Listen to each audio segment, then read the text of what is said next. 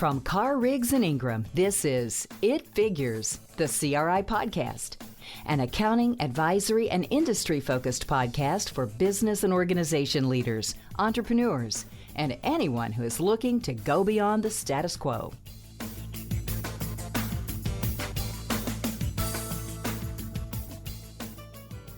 Good afternoon. My name is Alan Skinner. I'm with Carr, Riggs, and Ingram. I'm a partner in the corporate office. I am involved in overseeing audit quality for the firm.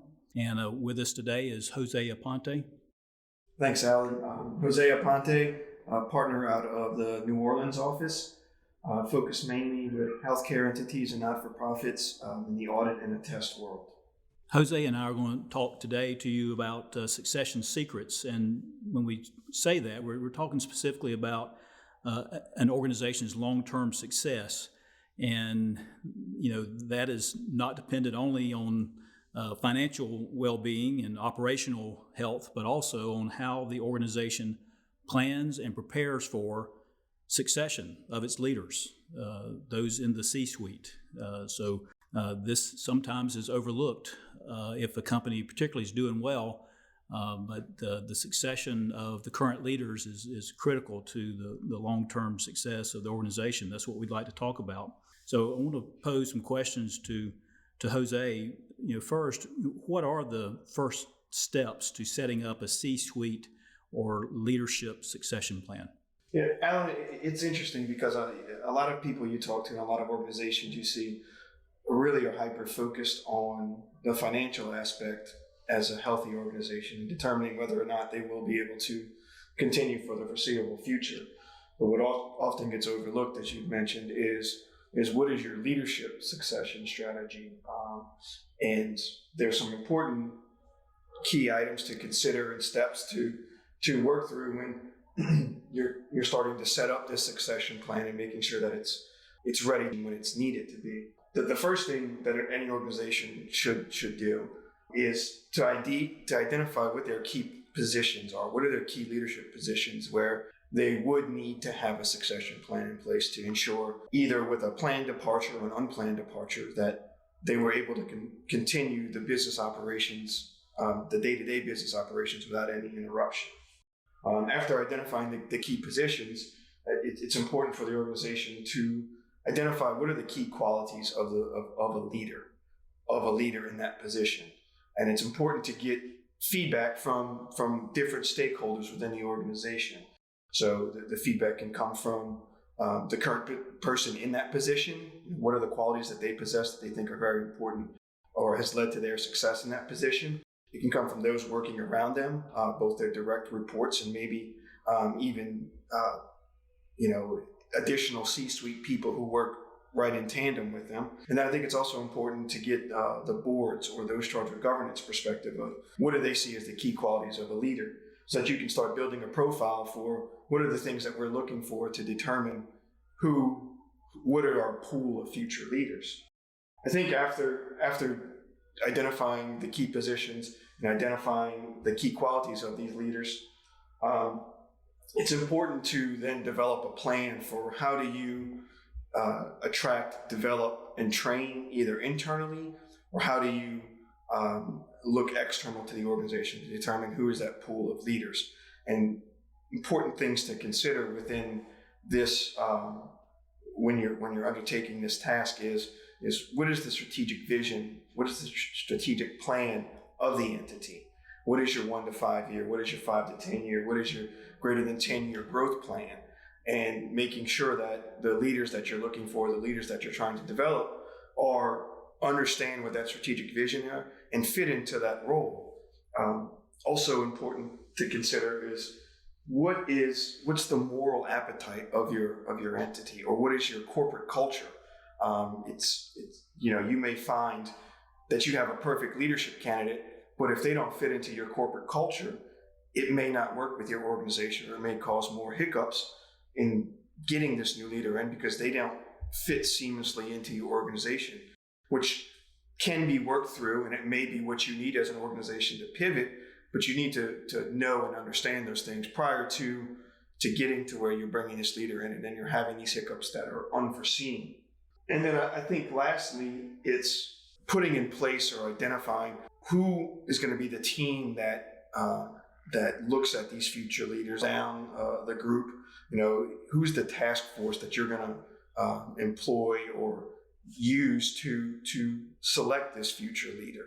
And again, similar to when you identify the key qualities, there needs to be multiple people at different levels who are making these decisions, who have different maybe backgrounds in the business, to understand what's really important in this leader, and making sure that all parties are involved and that there's some transparency in the selection process and in the determination of who is going to be our next leaders or our next C-suite individuals. Well, good.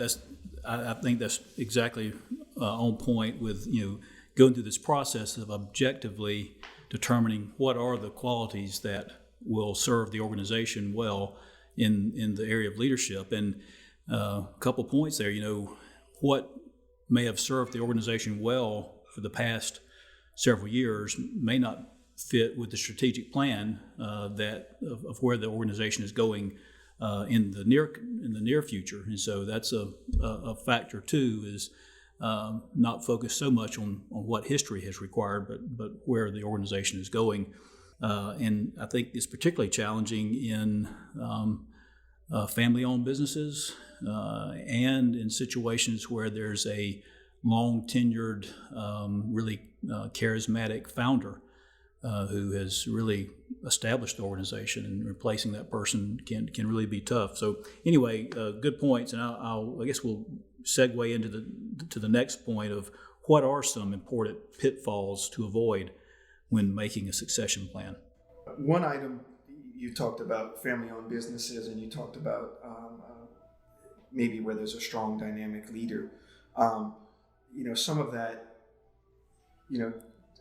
the way you design and pick your task force or your group that's going to be looking at the selection and vetting the candidates, that can help you get to a less biased approach, potentially, depending on how you select that task force. So it's important to consider maybe where some weaknesses are in the organization, and by weaknesses I mean maybe where there's strong biases that could make the organization or the leaders of the organization make a decision that's not in the best interest of the organization long term versus what's in the best interest for the family that owns it or for the leader that's in position now.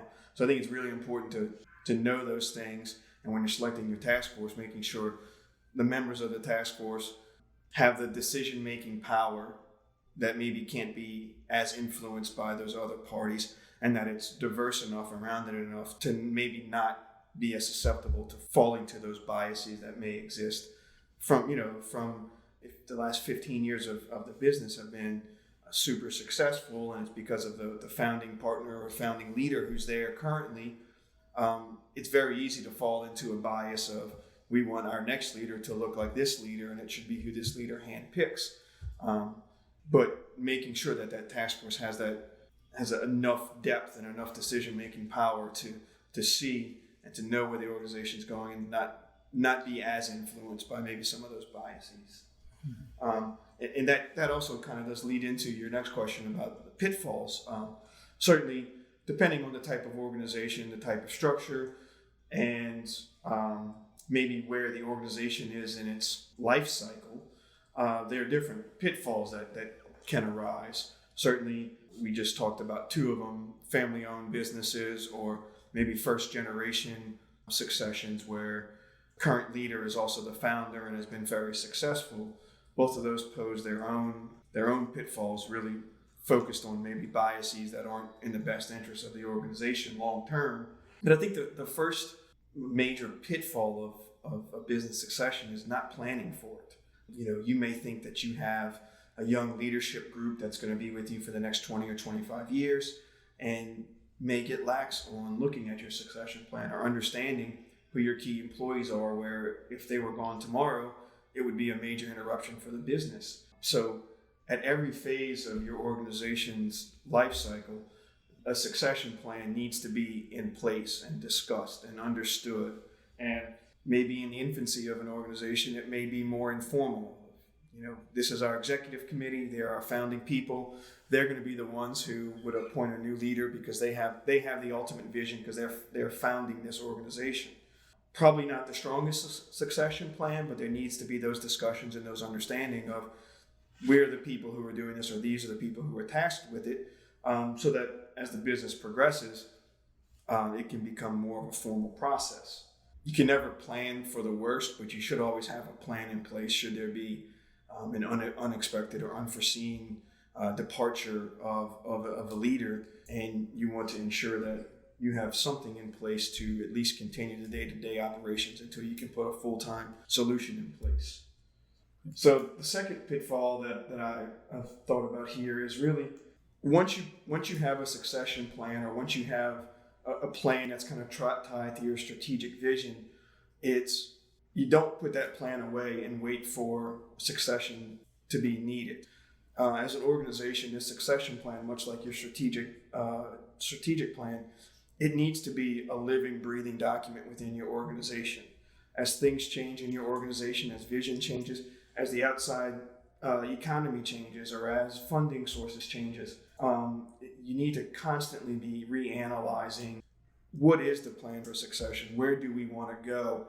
Does our current plan meet our needs? Or do we need to really think about revisiting this plan and making those changes?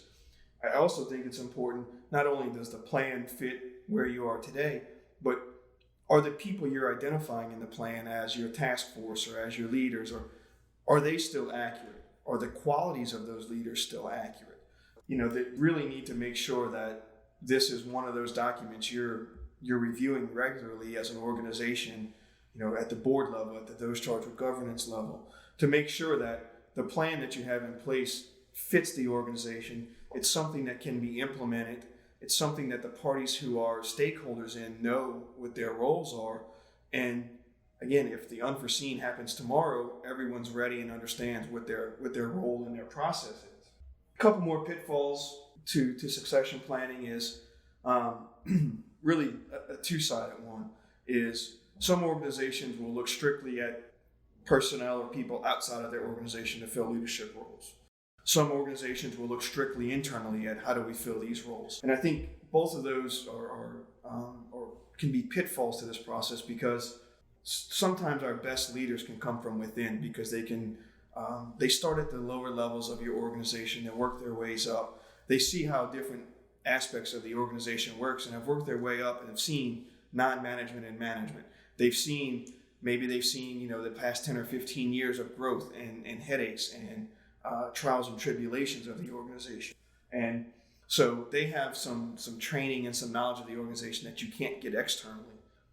But also with those individuals, you need to make sure that you've given them enough leadership training and enough training around the business side of things to where they can maybe step out of their comfort zone of, let's say, maybe it's a controller. Well, how do you make sure that controller can step into a CFO role and really understand the whole business? So you need to make sure that you have training in place, depending on the size and type of organization. It can be formal leadership training programs where you're identifying potential future leaders early in their career and putting them through different trainings, making sure they stay up to date with general business as well as what your business is and where you're going. And that helps both you as an organization understand who these people are and if they really are capable of filling some of these leadership roles. It also helps the people in your organization to determine whether they want to be a leader or if they're comfortable where they are. And it helps make them feel like they're a vested, important person of the team, that you're investing in them and investing in their future as a potential leader of the firm. So don't overlook people who are internal in your organization, and make sure that you have some type of training to vet them. It's easy to vet people while they're working for you, especially if their career is 10 or 12 or 15 years prior to when they could potentially be a leader. You have a long time to vet and mold and groom somebody to take that position. On the other side, don't be afraid to look outside the organization either.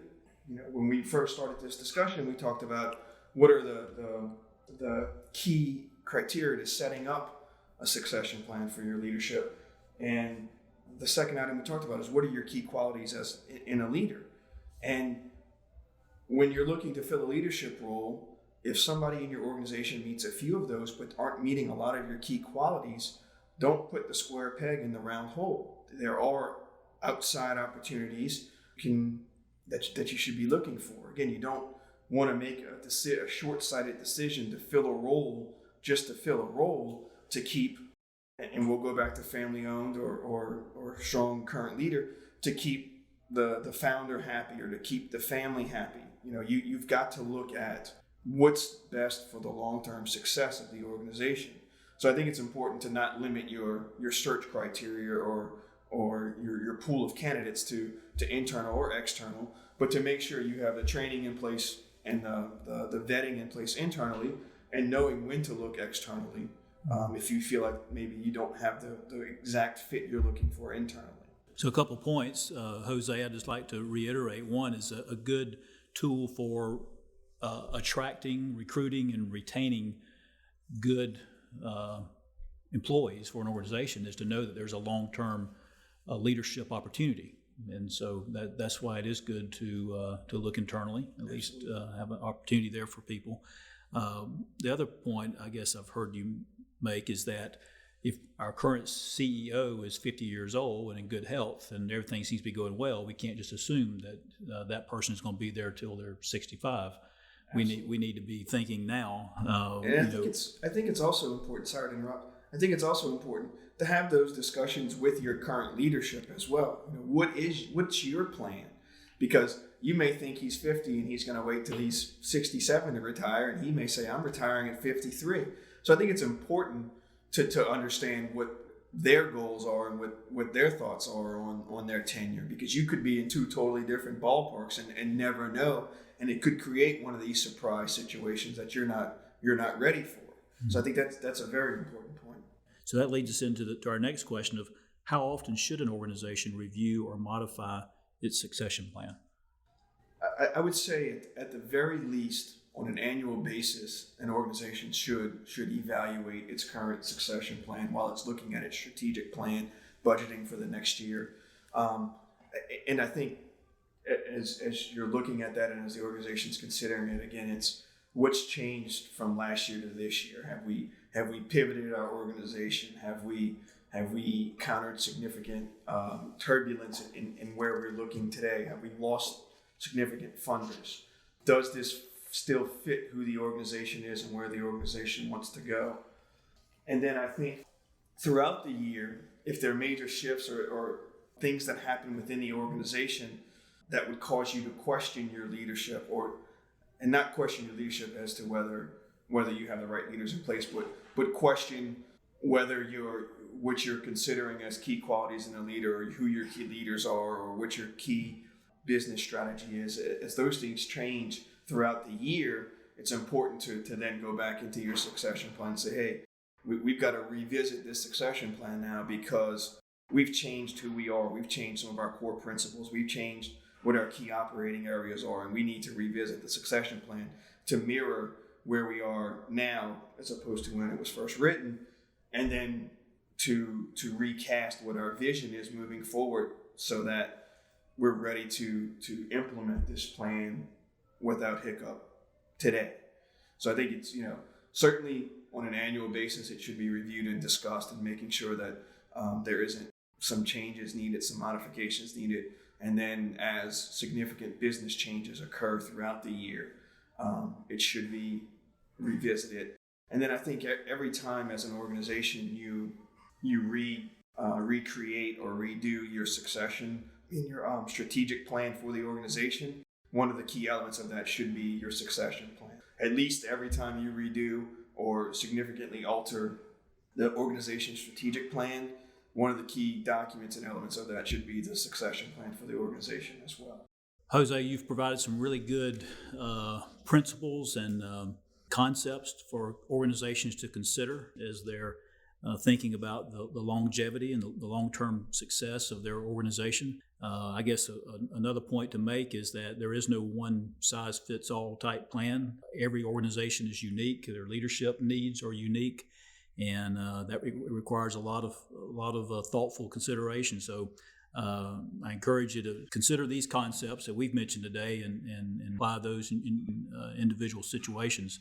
Also, we would encourage any organization to reach out to your local Carr, Riggs, and Ingram office. Professionals there can help think through these types of decisions. And I also would refer you to our website, cricpa.com, where we have additional information that may be of help to you. And I think that's it. Thank you. Thank you. If you want more CRI insights or are interested in learning about our firm, please visit our website at cricpa.com. Thanks for listening to this episode of It Figures, the CRI podcast. You can subscribe to It Figures on iTunes, Spotify, or wherever you prefer to listen to your podcasts. If you liked what you heard today, please leave us a review.